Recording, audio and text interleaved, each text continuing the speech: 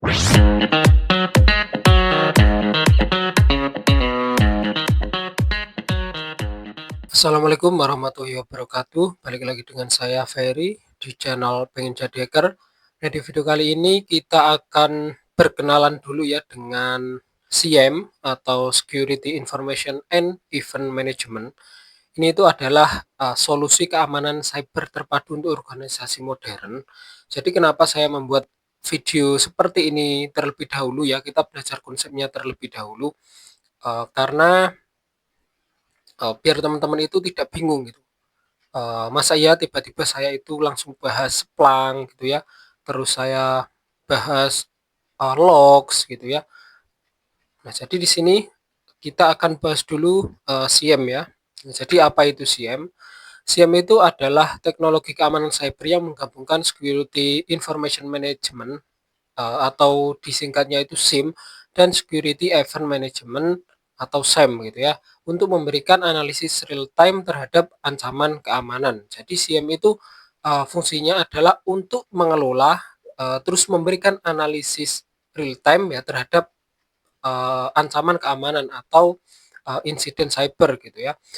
Nah, jadi untuk fungsi utamanya itu mengumpulkan dan menganalisis log dari berbagai sumber. Nah, ini nanti di akhir video itu ada gambarannya ya, nanti biar teman-teman itu tidak terlalu bingung. Terus bisa juga mendeteksi ancaman keamanan secara real time, memberikan peringatan otomatis saat terjadi insiden ya atau sebuah serangan.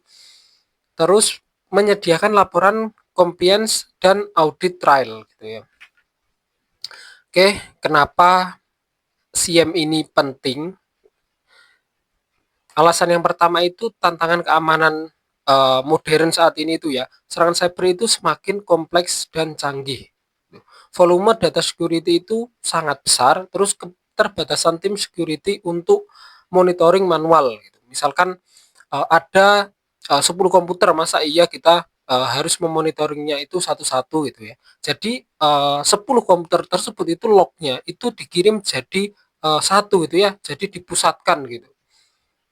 Terus kebutuhan compliance regulasi ya seperti ISO 27001, GDPR dan lain-lain. Terus apa manfaat SIEM itu? Yang pertama ya bisa mendeteksi dini ancaman keamanan, terus investigasi insiden lebih cepat, terus visibilitas menyeluruh terhadap infrastruktur IT, otomasi respon keamanan, terus memenuhi persyaratan audit dan compliance. Gitu. Nah, ini cara kerja SIEM ya. Yang pertama itu collection atau pengumpulan. Ini itu mengumpulkan log dari firewall, server aplikasi, dan network device. Nah, seperti yang saya bilang di awal tadi ya, jadi semua log ini dikumpulkan atau dipusatkan menjadi satu, gitu ya.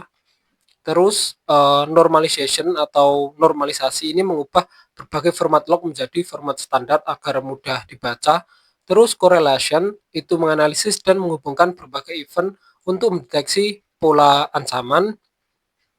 Terus ada lagi itu alert and respond, jadi bisa memberikan peringatan dan juga respon gitu ya. Nah, untuk komponen utamanya SIEM itu log collection atau aggregation itu adalah mengumpulkan data dari berbagai sumber ya seperti firewall, IDS, IPS, endpoint dan aplikasi. Nah, jadi nanti kita akan bahas ya firewall itu apa, IDS itu apa, IPS itu apa, endpoint itu apa dan aplikasi itu apa gitu. Terus ada correlation engine gitu. Di sini itu menganalisis pola dan mendeteksi anomali menggunakan rules dan machine learning. Gitu. Terus dashboard dan visualization ini itu menampilkan informasi keamanan dalam bentuk visual yang mudah difahami. Terus ada alerting system, ini memberikan notifikasi ya secara real time saat terdeteksi terjadinya sebuah ancaman gitu. Nah, tidak ketinggalan juga ini yang tidak kalah penting itu ada reporting dan compliance gitu ya. Ini tuh membuat laporan untuk audit dan compliance. Oke, untuk use case SIEM-nya itu yang pertama deteksi ancaman ya. Itu bisa mendeteksi brute force attack detection, jadi bisa mendeteksi serangan brute force. Nah, serangan brute force ini mungkin teman-teman bisa lihat di video saya sebelumnya, saya sudah mencontohkan bagaimana cara melakukan serangan brute force. Kalau nggak salah itu di brute force di from login gitu ya. Terus malware infection identification. Jadi kalau ada malware itu akan terdeteksi dengan menggunakan SIEM ini. Terus insider threat monitoring.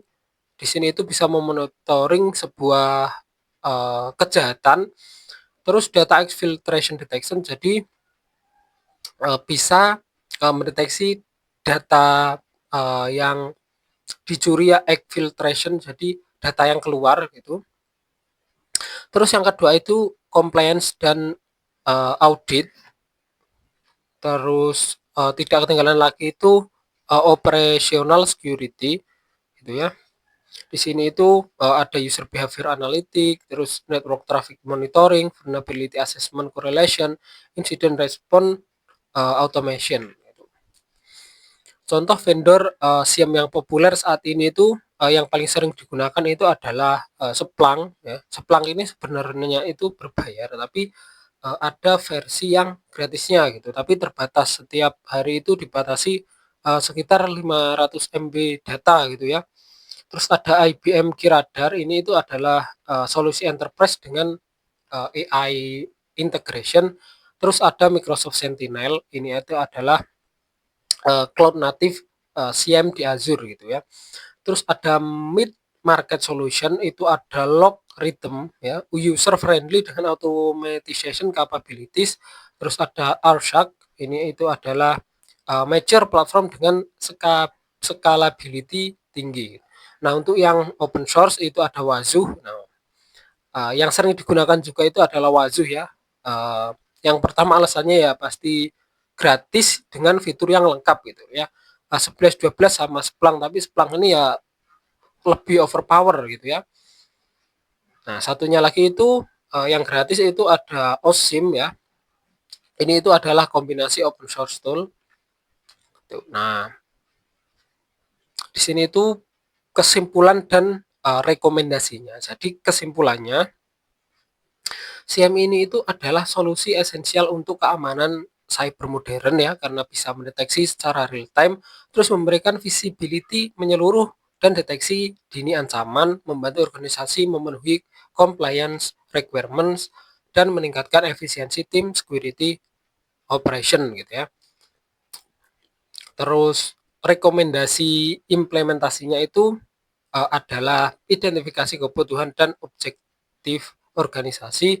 Terus pilih vendor SIEM yang sesuai budget dan skala. Jadi kalau kita balik lagi ke sini, jadi kalau teman-teman itu punya modal ya, atau dimodalin itu ya, pilihlah Splunk yang berbayar gitu ya, karena ini itu adalah sangat overpower gitu. Jadi tapi kalau teman-teman itu mau belajar ya seperti saya ini, saya menggunakan Splunk Enterprise yang dibatasi gitu ya.